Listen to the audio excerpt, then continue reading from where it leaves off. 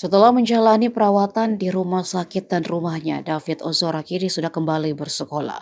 Potret dirinya sudah berseragam dan masuk sekolah diunggah langsung oleh ayahnya Jonathan Latumahina di akun Twitternya.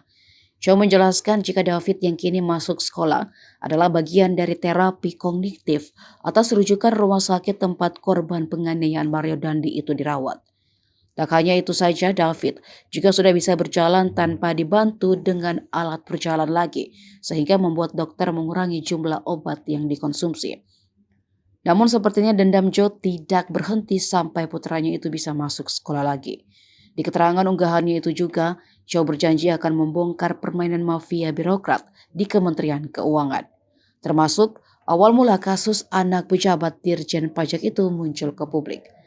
Joe juga membongkar kebobrokan Polsek Pesanggerahan dan Polres Jakarta Selatan yang berusaha untuk menyelamatkan Mario Dandi dari jeratan hukum. Dalam cuitannya, Mario, Age dan Shen saat awal dibawa ke Polsek Pesanggerahan tampak santai dan bisa bermain gitar. Mario juga saat itu menjanjikan pada Tante Age jika kekasihnya akan aman dan akan diurus oleh ayahnya Rafael Alun Trisambodo. Hingga akhirnya Mario sadar jika ayahnya tak bisa membantunya dalam kasusnya kali ini.